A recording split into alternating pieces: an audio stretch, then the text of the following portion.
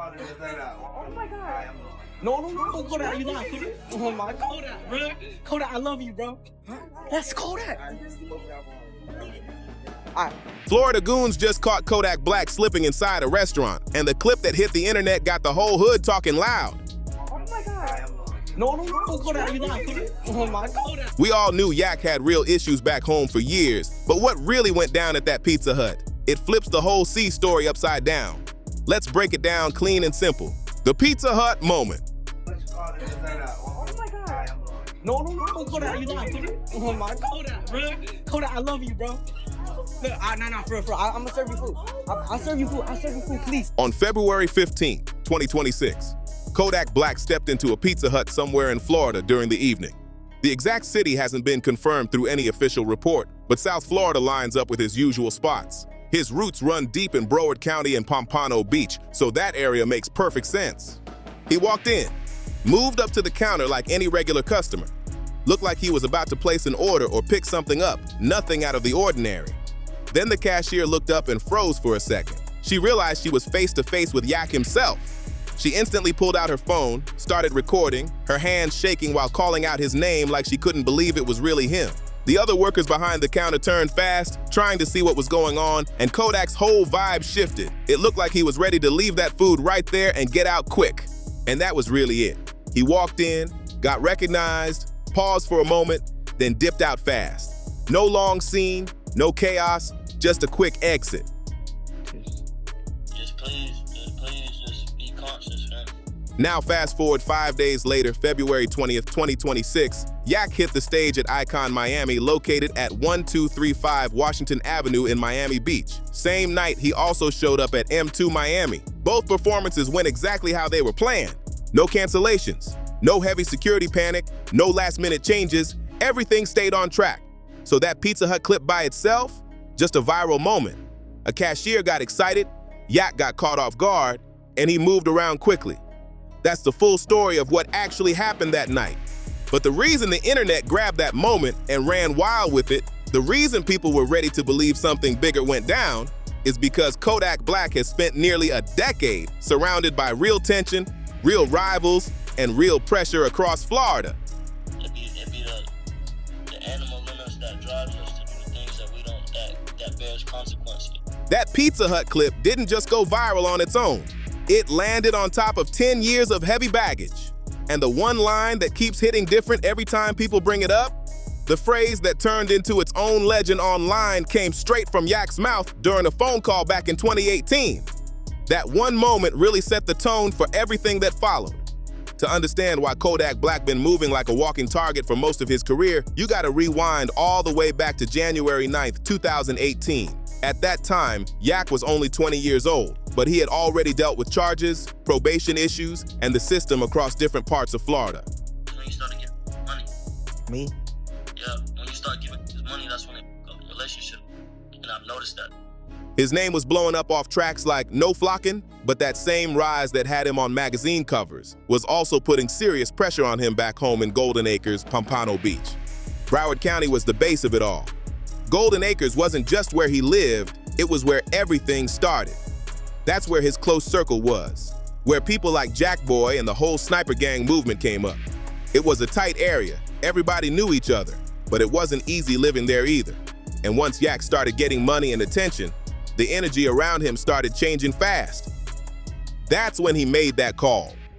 All right, bro, you can come to my crib and come eat. That's what I'm saying, bro. Yeah. That's when you start giving money, that ambition start, and mind start being in a different lane.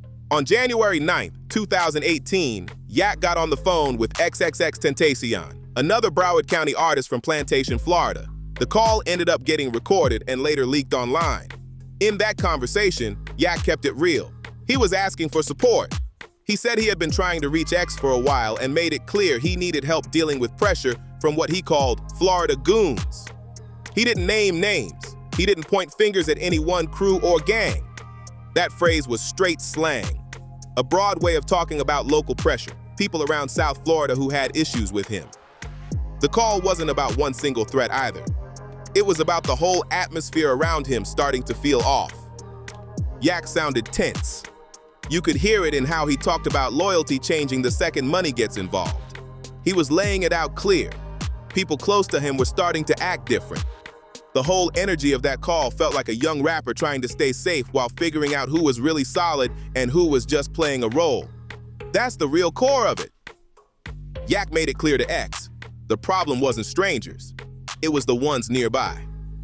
Once he started helping people around him, putting them in position with money, things started falling apart. Trust started breaking, and everything got messy fast. That call is where everything really begins. It gave the internet the Florida Goons line, and it also showed exactly where Yak believed the pressure was coming from. Not outsiders, but people he once trusted. That detail made the whole situation hit even harder when it got out. What makes that moment even deeper is who he was talking to. X was young too, moving through the same scene, dealing with similar pressure in those same studios and neighborhoods. So when Yak reached out to him, it wasn't random at all. He was calling someone who actually understood how intense South Florida could get from the inside. That's why the tone of that call stood out so much. There was real respect there. Yak wasn't bragging or trying to look tough. He was being direct about needing guidance from someone who knew the environment just like him. And the stakes around that call weren't just emotional, they turned real fast. I know you probably hate everybody always asking you about Kodak Black, but it's hard not to. You know, I did a sit-down interview with Kodak Black that didn't come out, but I was in Florida and did it.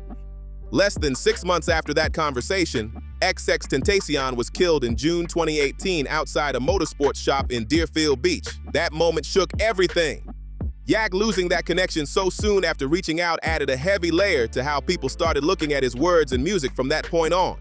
Every mention, every line started hitting different with that in the background. And it didn't stop there. Around that same time in 2018, Yak was already dealing with tension in his own city. He had lyrical back and forths with other Pompano Beach rappers too.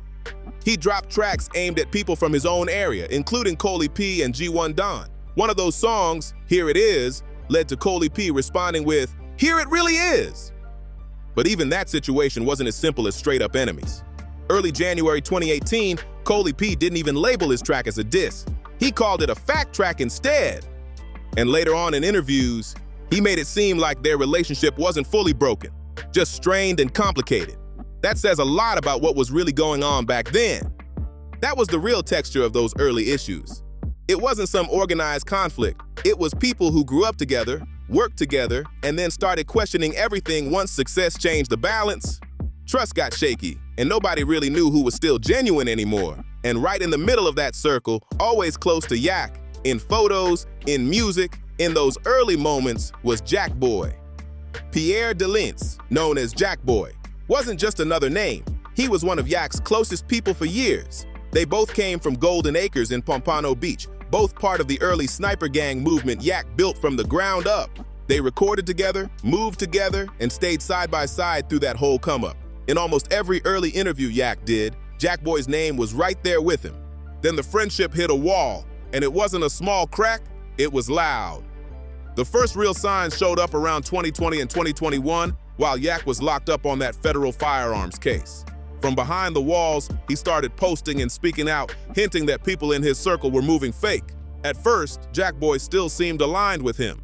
But everything shifted once Yak came home in January 2021 after his sentence got commuted. That's when things started turning public, and fast. Yak began dropping cryptic messages, talking about people being ungrateful, talking about seeing disloyalty and letting it slide until it got too obvious. Jackboy didn't stay quiet either. He came forward in interviews and online saying Yak didn't want to see him succeed on his own, claiming Yak always wanted credit for things he built himself. That back and forth kept building, getting more direct each time, with fans watching every move. By December 2022, it escalated even more. Jackboy publicly called out Yak for a $2 million boxing match. It was bold, it was loud, but Yak never responded to that challenge. He let it sit, and the situation stayed alive through music and social media instead of anything physical. Yeah, he good. He's good. He like, no, I don't want to talk about him at all. What made it all hit harder was what Sniper Gang actually stood for. It wasn't just a group, it was Yak's label, his brand, his whole structure after coming home. It was how he turned his situation into a business and kept things moving forward. So when Jackboy split off and started speaking on Yak, saying he was trying to take credit for his success, it wasn't just personal drama, it was a business breakup playing out in front of everyone. Wow, we could have been told and skipped all this. You know, when we was young, man, I'm still in the hood every day, right? Fans had watched them come up together from Golden Acres, so seeing it fall apart like that made every line, every post, every response feel way more serious. That's why their disses carried extra weight. It didn't feel like regular rap tension. It felt like two people defending their real-life names, not just throwing words on a track. And it didn't stay just between them either. Things started spreading fast. Other artists connected to Sniper Gang began picking sides out in the open, and fans got pulled right into it too. Social media turned into a non-stop debate about who really represented Pompano, who owed who was original, and who was just copying. That kind of noise only happens when the split runs deep. It stopped being a two-person issue and turned into a whole regional conversation about loyalty. People started questioning who really stood solid when there were no cameras, no fame, no attention. And even years later, when Jackboy got asked about Yak on camera, his energy said everything. He wasn't angry, he wasn't loud, he just looked done with it. The interviewer kept pushing, bringing up how Yak had said publicly he wanted things to be cool again. Jackboy didn't give much back. The whole moment felt cold. No direct shots, no big reaction, just someone who didn't want to reopen old problems. On Yak's side, though, the tone stayed different. He kept going back to the beginning, Pompano, the early days, the struggle. He spoke like he was defending his history, calling out anyone who acted like they earned the same respect without going through what he went through. In his version, he was the one taking risks, dealing with pressure, and showing up when it counted. Before any fame, before anyone was paying attention. That was his main point. He felt like he put in the real groundwork while others around him were now trying to reshape that story. That tension kept stretching through 2022. The shots and music didn't stop, and the back and forth stayed active. Jackboy eventually said he got tired of staying quiet while Yak kept mentioning him in songs, and that frustration kept building. Then January 16th, 2023 hit, and things took a serious turn. That night, Jackboy had a performance at a venue called The Barn in Sanford, Florida. After the show, as his group was leaving the area, multiple vehicles connected to a local street group pulled up and started firing toward what they believed was his convoy. Be like, wait, Kodak, you can run. Bro, when they were trying to fight with, I was doing fade. I mean, like, I'm taking all the fade. Come get me first, like, motion shooter. It wasn't just music anymore. The situation had crossed into something way more dangerous, and it showed just how far things had escalated from where they started. They hit the wrong car, and everything changed in an instant. The vehicle they opened fire on wasn't connected to Jackboy at all. It was a van carrying 6 women leaving the concert area. One of them, Princess Tolliver, a 27-year-old woman from Tallahassee, lost her life.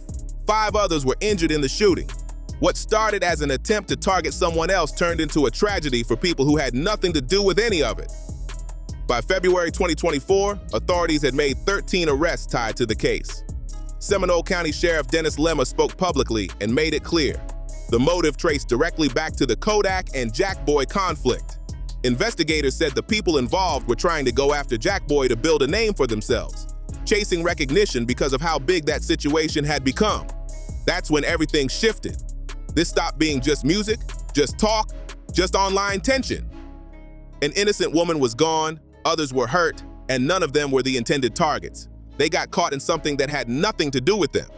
What made the case hit even harder was the scale of it. 13 arrests isn't small. That points to coordination, planning, and multiple people involved. Sheriff Lemma also confirmed that even with those arrests, one suspect was still outstanding at the time. That detail says a lot. This wasn't random or impulsive. It was organized with multiple vehicles moving together, all based on the idea that targeting Jackboy would bring status in their circles. And that's the part that really stands out. It shows how much weight Yak's name carries in Florida, whether he wants that pressure or not. People who never even met him, never stood radom him, never had a single conversation with him, were ready to show up at another artist's event just because the situation tied to Yak had that much attention on it. That's how far it spread. The conflict turned into a kind of currency, something people tried to use to boost their own name and reputation. And that's the deeper damage that doesn't always get talked about. It wasn't just between two people anymore. It started pulling in outsiders looking for recognition. The violence didn't just affect one family. It showed how fast a situation between two artists from Florida could spill over onto people who had nothing to do with it. That's what made it hit different. To be clear, neither Yak nor Jackboy was physically involved in that shooting. Neither of them pulled a trigger, and neither of them was present. But the tension between them became the spark that others reacted to, and that's where things took a serious turn. From that point on, the way people react to anything connected to Yak shifted. Any clip that goes viral, any unexpected moment, even silence, people start reading into it heavy, trying to connect dots that may or may not be there, because they've already seen what can happen when the energy around his name builds up too much. And in real life, that situation never really got a clean ending. It just kept lingering in the background. In October 2025, Jackboy stirred everything back up by posting an old interrogation video of Yak on social media. That one move brought all the tension right back to the surface. Old diss moments started getting recycled, clips started spreading again, and just like that, the cycle restarted. Yak mentions Jackboy in a track, Jackboy responds online, and the internet starts acting like it's building towards something bigger. People weren't just watching anymore. They were anticipating, almost like a countdown was ticking.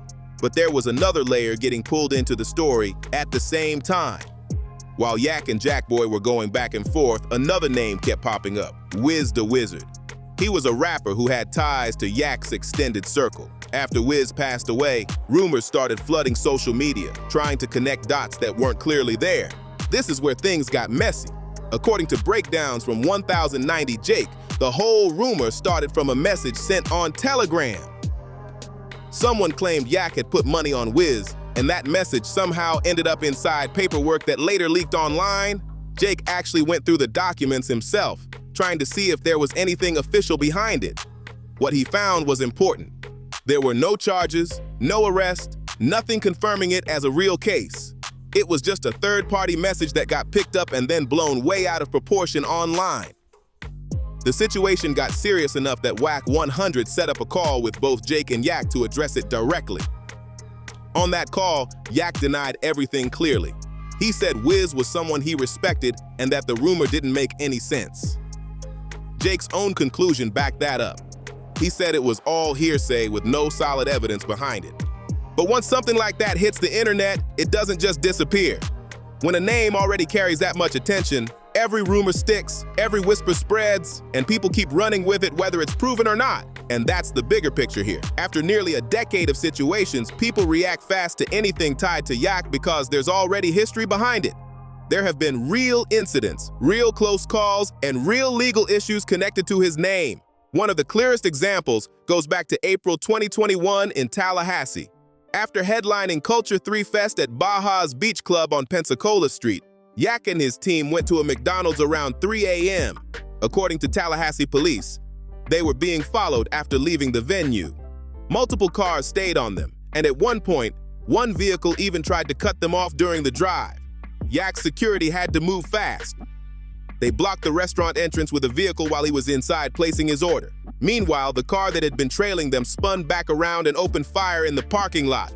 One of his security guards got hit in the leg, and it wasn't minor. The bullet struck his femoral artery, and he had to get surgery to deal with it. Yak himself made it out without injury. He was rushed away from the scene in a separate armored vehicle while everything was still unfolding. Authorities later looked at it as a possible targeted ambush, and that situation stands out heavy. It's the one real case that fits the whole restaurant setup in Florida pattern people keep talking about. Ever since then, folks have been connecting dots and projecting that same scenario onto every viral moment involving him. Less than a year later, it got real again.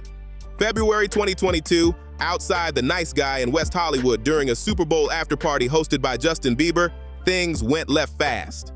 An altercation broke out, shots were fired, and Yak got hit in the upper leg. 3 other people, including bystanders, were also struck in the chaos. Everyone who got hit, including Yak, was taken to the hospital and listed in stable condition. He fully recovered, but the situation still raised serious questions.